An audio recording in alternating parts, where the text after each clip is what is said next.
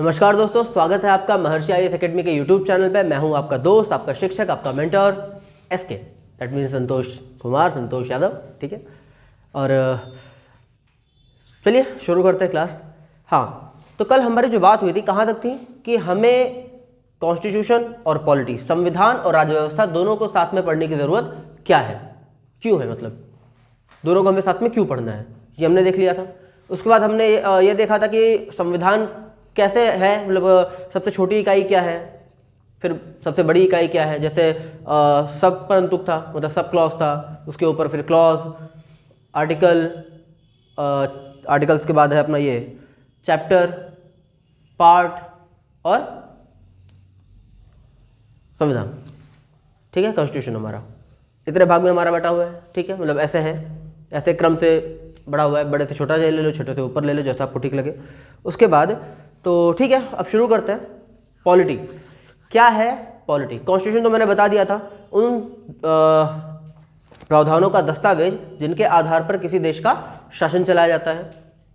ठीक है, उन प्रावधानों का दस्तावेज जिनके आधार पर किसी देश का शासन चलाया जाता है, वो एक सैद्धांतिक रूप है।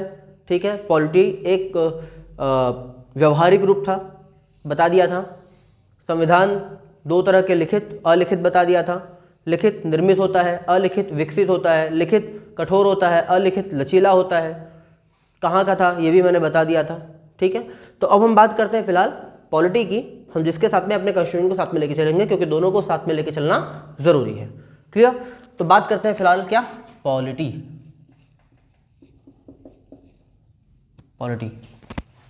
ठीक है, राज्य व्यवस्था ये तीन भागों में बटी है। ठीक है, ये तीन भागों में बटी है। पहला देखो, तीन भागों में बटी है, तीनों भाग पहले मैं आपको बता दे रहा हूं। पहला तो है laws enacted by the parliament, मतलब संसद के द्वारा बनाए गए कानून।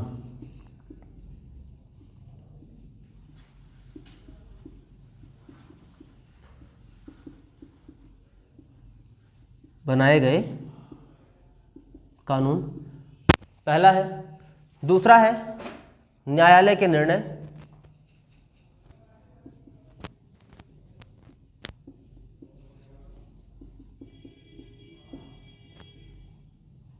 दूसरा क्या है? न्यायालय के निर्णय। और तीसरा क्या है? इंस्टीट्यूशंस, मतलब संस्थाएं। Laws enacted by the parliament, decision of the अपने कोर्ट्स। उसके बाद क्या है? इंस्टीट्यूशंस। तीन भाग में बटा हुआ है पॉलिटी हमारा, तीन भाग में बटा हुआ है। अच्छा ठीक है, न्यायालय के निर्णय से देखो, संसद के द्वारा बनाए गए कानून। क्या? संसद के द्वारा बनाए गए कानून। संसद जो अपने कानून बनाएगी, संसद जो कानून बनाती है। ठीक है, जैसा कि मैंने आपको बताया था कि अत्याचार निवारण अधिनियम संविधान में कहीं नहीं है, लेकिन संसद ने कानून बनाया है। कौन सा? अत्याचार निवारण अधिनियम। ठीक है, ये था। उसके बाद न्यायालय के निर्णय ये चलता है। जैसे आर्टिकल 19 का एक उदाहरण ले लेते हैं। आर्टिकल 19 के बारे में एक बात बताता हूं, इसमें है अभिव्यक्ति, विचार और अभिव्यक्ति की स्वतंत्रता। आर्टिकल 19 क्लॉज 1 में है ये बात। ठीक है, तो हमारे कॉन्स्टिट्यूशन में सिर्फ इतना लिखा हुआ है कि विचार और अभिव्यक्ति की स्वतंत्रता, लेकिन कितने तरह से हो सकती है यह, उसे अगर डिस्क्राइब किया जाए तो कहा जा सकता है कि देखो, लिखकर, इशारे से, या तो लिखकर करो, इशारे से करो, बोलकर करो। लेकिन इस पर एक केस है, इमैनुअल का केस था। इमैनुअल बनाम केरल राज्य था आई थिंक।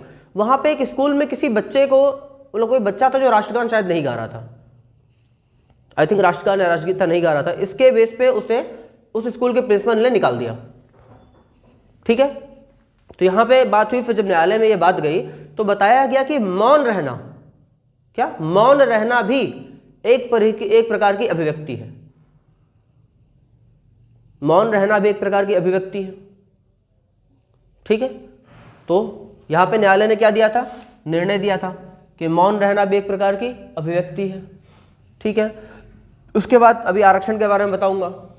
उसके बारे में कोर्ट ने कहा कि आरक्षण फंडामेंटल राइट नहीं है, वो भी न्यायालय का क्या है? निर्णय है। उसके बाद आती हैं संस्थाएं। तो एक पार्ट तो ये हो गया अपना पॉलिटी का, दूसरा पार्ट ये हो गया, और तीसरा पार्ट है संस्थाएं। संस्थाएं भी दो तरह की होती हैं, एक तो होती है सांविधिक, क्या सांविधिक, पहली क्या है सांविधिक, और दूसरी जो राष्ट्रपति के निर्णय से बनाई जाती हैं, एग्जीक्यूटिव होती हैं ये। पहली है सांविधिक कॉन्स्टिट्यूशनल और दूसरी है एग्जीक्यूटिव। तो ये जो है इसमें आप चाहे योजना आयोग ले लो, खत्म हो गया फिलहाल। उसके बाद क्या है नीति आयोग,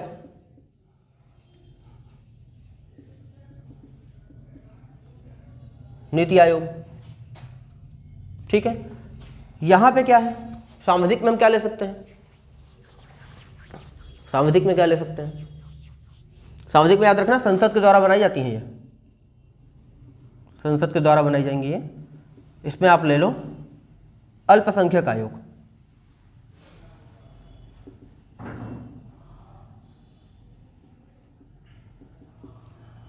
अल्पसंख्यक आयोग मतलब नेशनल अल्पसंख्यक आयोग, राष्ट्रीय अल्पसंख्यक आयोग 1993।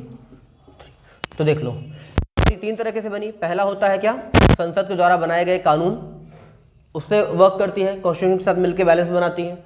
उसके बाद न्यायालय जो निर्णय लेता है कॉन्स्टिट्यूशन का क्या करता है, ये कॉन्स्टिट्यूशन की व्याख्या करके करता है, ये कॉन्स्टिट्यूशन की व्याख्या करता है, ये कह सकता हूँ कि इसको सपोर्ट करती है, ठीक है, सपोर्ट करती है, ये कंप्लीट करती है उसको, और ये उसके लिए क्या करती हैं वर्क करती हैं,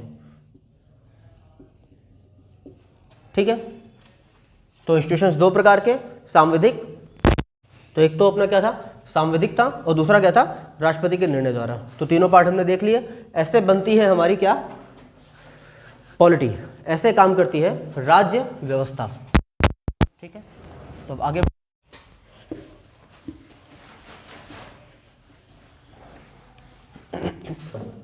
ठीक है, तो गाइस हम आगे बढ़ते हैं। अब मैंने आपको बताया था कि संविधान का भाग कैसे आगे बढ़ रहा है, मतलब संविधान की सबसे छोटी इकाई कौन सी है, ये क्या था परंतुक मतलब सब क्लॉज, उपपरंतुक मतलब सब क्लॉज।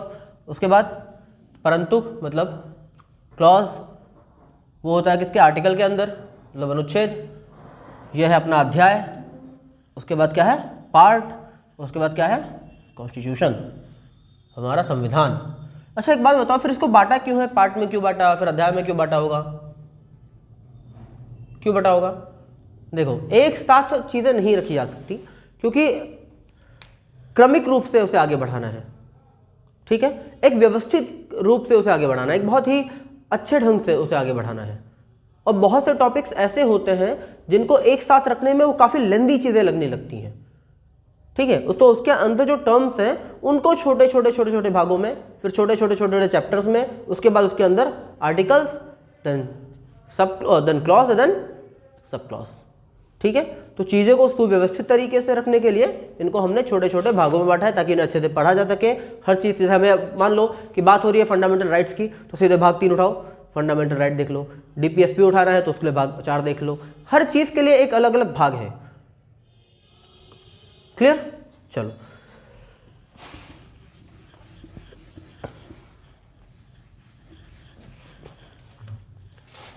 तो आपने क्या क्या देख लिया अभी तक? हमने देख लिया कि पॉलिटी के 3 भाग देख लिए, संसद के द्वारा बनाए गए अधिनियम, इस तरह चलती है राज्य व्यवस्था, ठीक है। दूसरा न्यायालय के निर्णय, उससे चलती है। तीसरा संस्थाएं, इंस्टीट्यूशंस, उससे चलती हैं। इंस्टीट्यूशंस भी 2 प्रकार के, एक एग्जीक्यूटिव मतलब राष्ट्रपति, हमारे माननीय राष्ट्रपति जी के आदेश पे बनाए जाते हैं। दूसरे कौन से हैं जो संविधान सभा के कानून से बनाए जाते हैं, उनके अधिनियम से बनाई जाती हैं, वो हमने देख ली, इसके पार्ट्स देख लिए। अब हमारी बात आ रही है अनुसूची। एक चीज़ और थी हमारे संविधान में, अनुसूची। तो क्या है अनुसूचियाँ, किसकी बात हम कर रहे हैं? अनुसूची, अनुसूची की बात कर रहे हैं हम। एक मिनट गाइस, एक मिनट,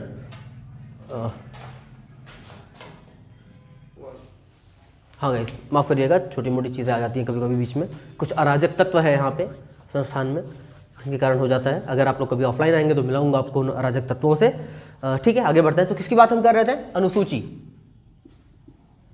अरे यार, अनुसूची ये क्या होती है? अनुसूची क्या है? तो अनुसूची वो है संविधान में दिए गए विषयों की वो सूची है जो संविधान के किसी प्रावधान का क्या करती हैं, व्याख्या करती हैं। ठीक है, संविधान के अंत में दी गई वो सूची जो संविधान के किसी प्रावधान के क्या करती हैं, व्याख्या करती हैं। ये कैसे, तो ये जब मैं आगे संविधान पर अपना हम आएंगे अपने कॉन्स्टिट्यूशन पे आगे बढ़ेंगे तब मैं आपको बताऊंगा, डिफिनेशन प्रॉपर इसको दिखाऊंगा बता के, ठीक है, कि कौन सी अनुसूची है, किस पे आ रही है, किस मैटर पे बढ़ रही है, ये सब सारी चीज़ें मैं आपको एकदम क्लियर बताऊंगा। ठीक, तो अब हम बात संविधान के अंदर हमने देख लिया क्या क्या है, कैसे बटा हुआ है हमारा संविधान, कैसे कैसे वो भाग में, फिर अध्याय में, फिर चीज़ों में बटा हुआ है। अब आते हैं मेन, और वो है क्या, वो है संविधान का वर्णन।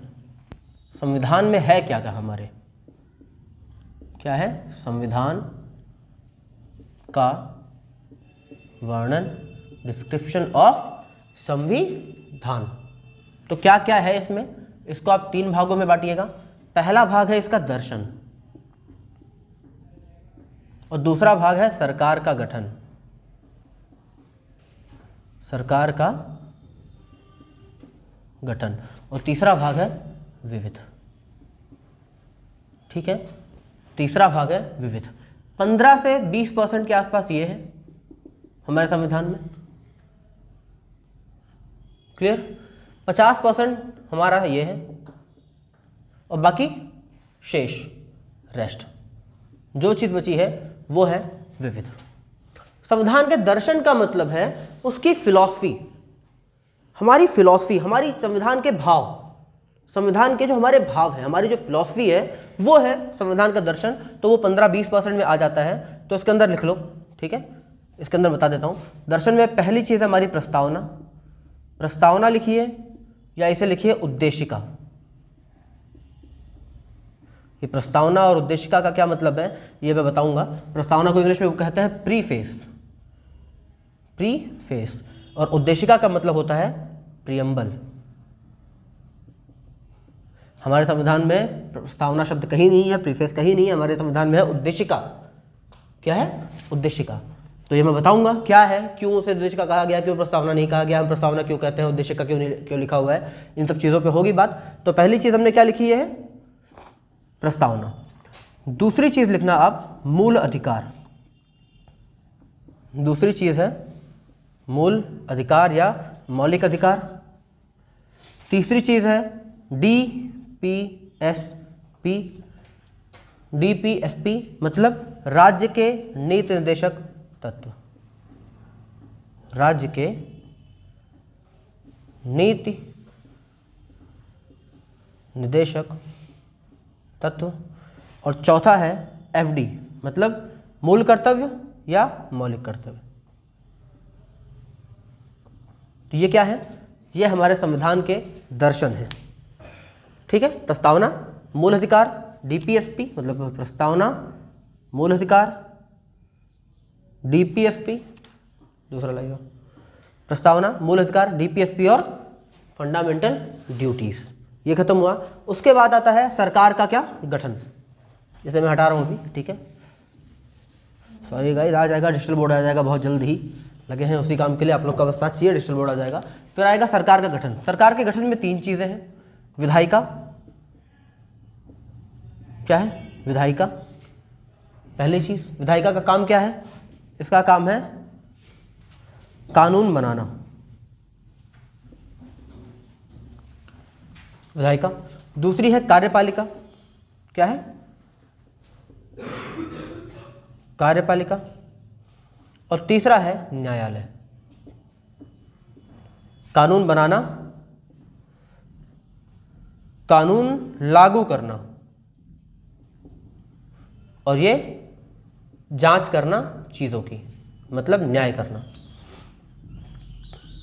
ठीक है, ये 3 चीज़ें आती हैं सरकार के गठन में। इसको भी हम आगे मैं बताऊंगा, इसको डिस्क्राइब करूंगा मैं क्या क्या आने वाला है। और विविध में देख लीजिएगा, विविध में आता है आपका नागरिकता, पहली चीज़ है। संस्थाएं, आयोग, आपका आ जाएगा पंचायती राज,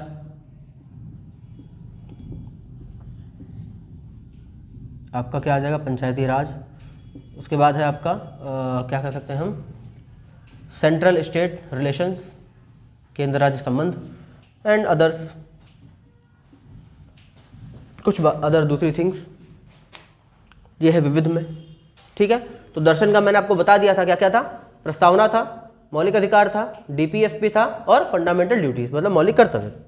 सरकार के गठन, 3 चीज़ों से सरकार बनती है, विधायिका जहाँ कानून बनता है, कार्यपालिका जो लागू करवाती है, और न्यायालय जो उसकी जांच करती है, और अगर किसी ने कानून का उल्लंघन किया तो उसको सजा भी देती है। ये काम किसका है, न्यायालय का। और उसके बाद है विविध, कुछ अलग चीज़ें हैं, नागरिकता संस्थाएं एवं आयोग, कुछ अपनी पंचायती राज, केंद्र राज्य संबंध, और कुछ चीज़ें अलग से जो भी हैं वो हम डिस्कस करेंगे आगे आने वाली क्लासों में। तो ये आप एक बार लिख लेना, ठीक है, वीडियो पुश कर लीजिए और लिख लीजिएगा। अब रोक रहा हूँ मैं, मिटा रहा हूँ मतलब, ठीक है। अब आते हैं सरकार का गठन, जो एक बड़ा टर्म है। सरकार का गठन बड़ा टर्म है क्योंकि इसमें 3 चीज़ें मैंने लिखाई तो है, 3 चीज़ें मैंने लिखाई तो, लेकिन वो कैसे गठन होगा, कैसे आगे बढ़ेंगी, उनसे बात नहीं करी थी। तो देख लीजिए, फॉर्मेशन ऑफ गवर्नमेंट मतलब सरकार का गठन, सरकार का गठन, विधायिका, विधायिका 2 भागों में बांटो, एक लिखो सेंट्रल, दूसरा क्या है स्टेट, केंद्र, केंद्र राज्य। ठीक है, इनको 2 भागों बांटो, LS and RS, Lok Sabha and Rajya Sabha. और इसको 2 भागों में बांट दो, राज्यसभा, राज्य विधान परिषद और विधानसभा, आरवीएस, विधान परिषद और राज्य विधानसभा।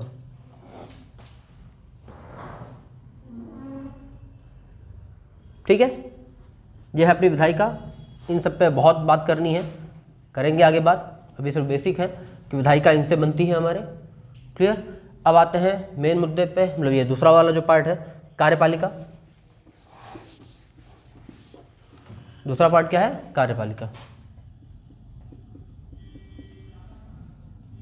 इसको भी 2 भागों में बांटो, एक तरफ लिखो सेंट्रल और दूसरी तरफ स्टेट, एक तरफ सेंट्रल और दूसरी तरफ स्टेट। सेंट्रल में लिखो पहले कौन है, राष्ट्रपति जी हमारे, फिर प्रधानमंत्री, मंत्री, ठीक है, उसके बाद सेंट्रल सिविल सर्विसेज, CCS। ठीक, यह है। उसके बाद है स्टेट में राज्यपाल, कौन, राज्यपाल,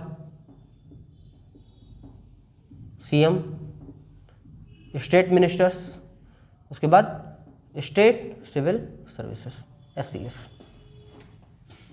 ठीक है, उसके बाद आएगा अपना न्यायपालिका।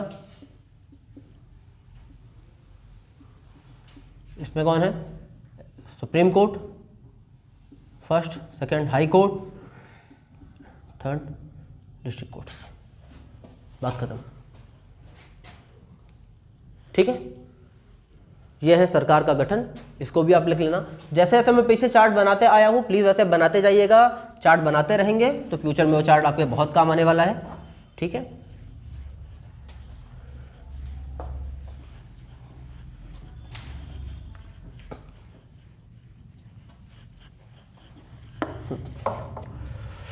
चलिए, तो यहाँ तक तो हमने संविधान को देख लिया, उसके भागों को देख लिया।